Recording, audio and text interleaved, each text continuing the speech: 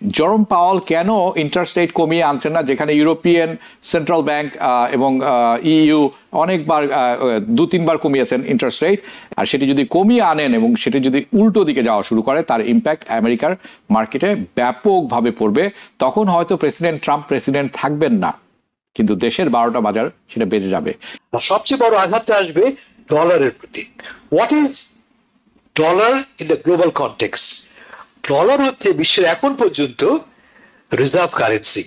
জিনিসপত্রের দাম বাড়া শুরু করেছে কোনো কোনো ক্ষেত্রে, এবং এর মূল কারণ ট্যারিফ। ট্যারিফের প্রভাব যত বাড়বে দাম তত বাড়া শুরু করবে।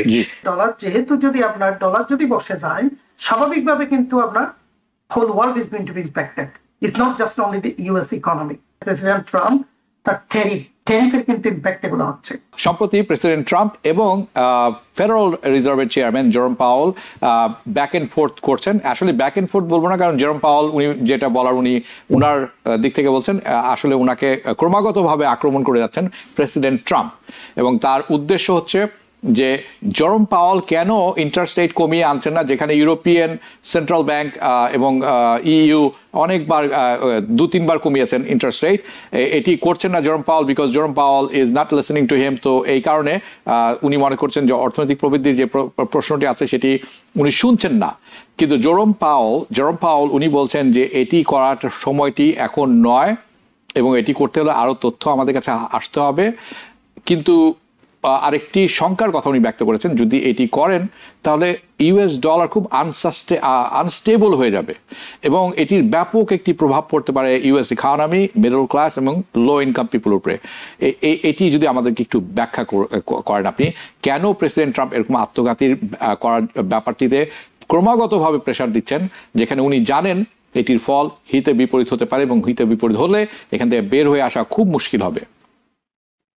আপনারা জানেন যে জেরোম পাওয়েলকে কিন্তু ডোনাল্ড ট্রাম্প সাহেব অ্যাপয়েন্ট করেছে, কেমন তারই মনোনীত জেরোম পাওয়েল, এবং তাকে সুনির্দিষ্ট কারণ ছাড়া সরানো যাবে না। এটা একটা কনস্টিটিউশনাল পজিশন। বলে আপনি চাইলেই আপনি তাকে সরাতে পারবেন না। আপনি অফকোর্স ইউ আর প্রেসিডেন্ট, আপনি অনেক কিছু করেন যা নিয়ম মেনে আপনি করেন না, কিন্তু আইনত আপনার করার অধিকার নেই। আপনাকে দেখাতে হবে যে আপনি একটা দুর্নীতি করেছেন। ইনফ্যাক্ট একটা সূত্র তিনি খুঁজে পেয়েছেন।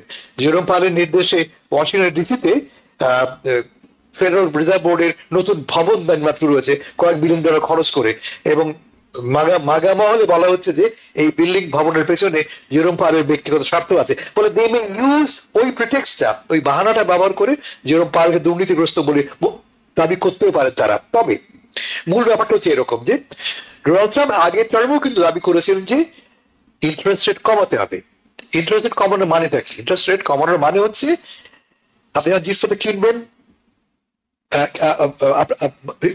ড্রোনের দাম কমে আসবে, আপনার হাতে পয়সা বেশি হবে, আপনি ইনভেস্ট করার চেষ্টা করবেন, আপনি বাড়ি ঘর কিনতে পারবেন, মর্টগেজ কমে যাবে বলে, এবং লোকে বেশি খরচ করে বলে জিডিপি গ্রোথটা বাড়ে। স্পেন্ডিং বাড়া মানে কিন্তু জিডিপি গ্রোথটা বাড়ার সম্ভাবনা তৈরি হওয়া।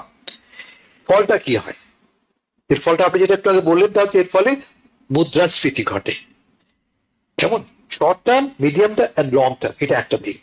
আর সবচেয়ে বড় আঘাতটা আসবে ডলারের প্রতি। What is dollar in the global context? Dollar হচ্ছে বিশ্বের এখন পর্যন্ত রিজার্ভ কারেন্সি। আমাদের দেশে আমরা বলি আমাদের দেশে $20 বিলিয়ন রিজার্ভ আছে। $20 বিলিয়ন রিজার্ভ আছে আমাদের, মানে আমাদের টাকা রেখেছে নিরাপত্তার জন্য আমরা 20-25 বিলিয়ন ডলার রিজার্ভ রাখি। পৃথিবীর অধিকাংশ দেশে এখন 88% কিন্তু দেশে কমে আসছে ক্রমান্বয়ে নানা কারণে, এখনো 88% কিন্তু গ্লোবাল রিজার্ভ কারেন্সি হচ্ছে ডলার। এবং এটা প্রধান লোকে কেন কেনে? এই বিশ্বাস থেকে যে এই ডলারটা অনেক বেশি স্টেবল কারেন্সি। এবং তার কারণটা কি? তার কারণ আমেরিকার ফেডারেল রিজার্ভ বোর্ড।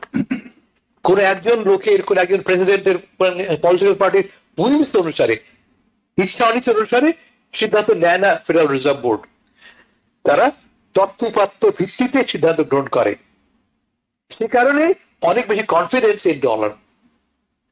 যদি একথা প্রমাণিত হয় যে না, একজন প্রেসিডেন্ট চাইলে যে কোনো সময় ইন্টারেস্ট বাড়াতে পারেন, কমাতে পারেন, এবং ফেডারেল রিজার্ভ বোর্ডের চেয়ার প্রেসিডেন্টের বা দেশের প্রধান নির্বাহীর নির্দেশে বা পরামর্শে সিদ্ধান্ত নিতে পারেন, তাতে গ্লোবাল কনফিডেন্স হেরে পড়বে। সারা বিশ্বে যে কনফিডেন্স আছে ডলারের উপরে, that will be loss and that will cause সারা বিশ্বে অর্থনীতিতে বড় রকমের একটা নেগেটিভ প্রতিক্রিয়া তার ফেলবে। এটাই মূল ব্যাপার। ট্রাম্প সাহেব কেন বারবার ইনসিস্ট করছেন রেট কমানোর জন্য? আপনারা জানেন গত সপ্তাহে আমরা দেখেছি যে আমাদের মুদ্রাস্ফীতি ইনফ্লেশন বাড়ছে 2.7% বোধ করে 2.3-2.7% এখন ইনফ্লেশন রাইজ করেছে, জিনিসপত্রের দাম বাড়া শুরু করেছে কোনো কোনো ক্ষেত্রে, এবং এর মূল কারণ ট্যারিফ। ট্যারিফের প্রভাব যত বাড়বে দাম তত বাড়া শুরু করবে। ট্রাম্প সাহেব এই ভয়টা পাচ্ছেন। ট্রাম্প সাহেব কি প্রমিস নিয়ে ক্ষমতা এসেছিলেন? সব দাম কমে যাবে, তাই তো? ট্যারিফের যদি দাম বেড়ে যায় সেক্ষেত্রে ঠিক এফসিএন যেমন ঘটনা ঘটছে, তার ব্যক্তিগত এবং তার দলের রেপুটেশন ক্ষতিগ্রস্ত হবে। আগামী নির্বাচন, বিশেষ মধ্যবর্তী নির্বাচনে তার জয়লাভের সম্ভাবনা কমে আসবে। একই ঘটনা ঘটবে with inflation and dollar rate. Okay, so আপনি যেটি বলছেন সেটি হচ্ছে এরকম যে উনি বুঝতে পারছেন বা টের পাচ্ছেন যে ট্যারিফের প্রভাব পড়তে শুরু করেছে, যার কারণে মুদ্রাস্ফীতি আমরা দেখতে পাচ্ছি, অথবা আমরা যে ইনফ্লেশন দেখতে পাচ্ছি, দ্রব্যমূল্য বেড়ে যাচ্ছে, এবং এটিকে অফসেট করার একটি উপায় হচ্ছে কোনোভাবে যদি ইন্টারেস্ট রেটটা কমিয়ে আনা যায়। কিন্তু সিজন ক্যাম্পেইনার জেরম পাওয়েলের মতো যারা আছেন তারা বলছেন যে this is not the right time. আমাদের হাতে যে তথ্য পরিসংখ্যান আছে সেটি বলছে না। তার কারণ আমিও পরিসংখ্যান দেখছিলাম আপনার মতো, যে labour market is still good, economy is still strong. এই দুটি যদি সঠিক থাকে তাহলে কোনো কারণ নেই কেন আপনি ইন্টারেস্ট রেট কমিয়ে আনবেন। আর সেটি যদি কমিয়ে আনেন এবং সেটি যদি উল্টো দিকে যাওয়া শুরু করে, তার ইম্প্যাক্ট আমেরিকার মার্কেটে ব্যাপকভাবে পড়বে। তখন হয়তো প্রেসিডেন্ট ট্রাম্প প্রেসিডেন্ট থাকবেন না, কিন্তু দেশের 12টা বাজার সেটা বেজে যাবে।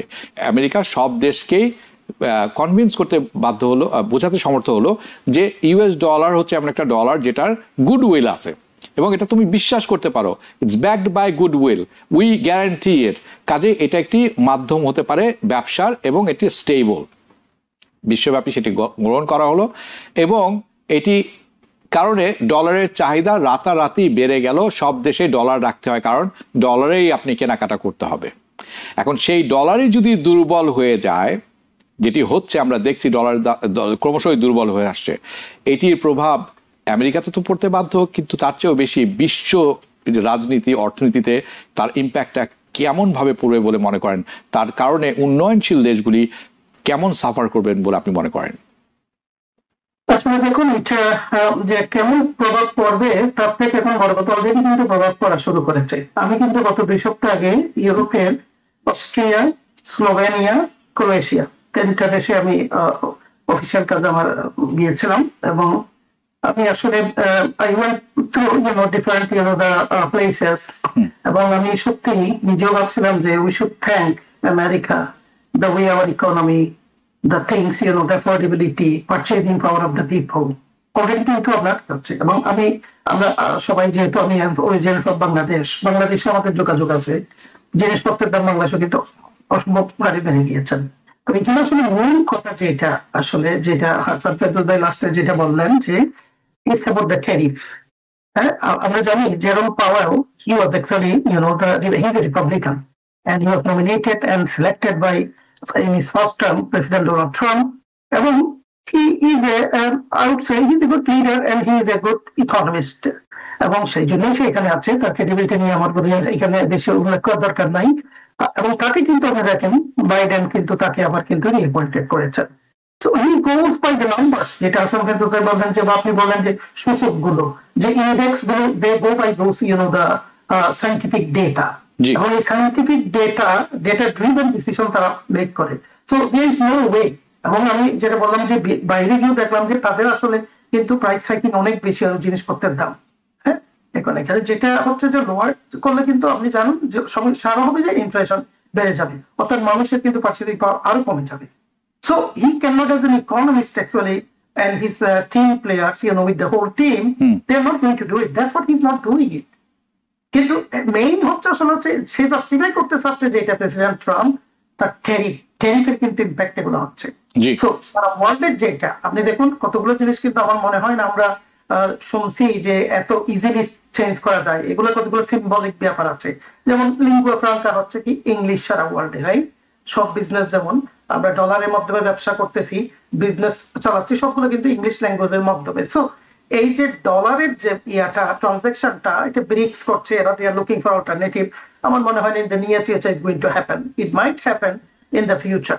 সো এখন যেটা আসলে আলটিমেটলি যেটা হবে যে ডলার যেহেতু যদি আপনার ডলার যদি বসে যায়, স্বাভাবিকভাবে কিন্তু আপনার whole world is going to be impacted, it's not just only the US economy.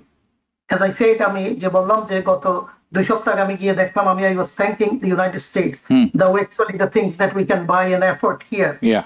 Still, the economy is better. Still, people's purchasing power is there. Economic affordability there. Only thing is that Europe কতগুলো জিনিস আছে social safety net, যেগুলো কিন্তু government কিন্তু অনেকটা cover করে। That is there good thing. Otherwise কিন্তু মানুষ কিন্তু ওখানে ত্রাহি অবস্থা হয়ে যেত। সো ডেফিনেটলি যে আপনি যদি থেকে যদি আমরা লোয়ার করেন, ইনফ্লেশন বেড়ে যাবে এবং all the countries in the world, particularly আপনি যেটা বললেন যে উন্নয়নশীল বিশ্ব, they are going to pay big price. আজকে আমি বাংলাদেশের কথা বলছিলাম, বললো যে জিনিসপত্রের দাম অনেক বেড়ে যাচ্ছে।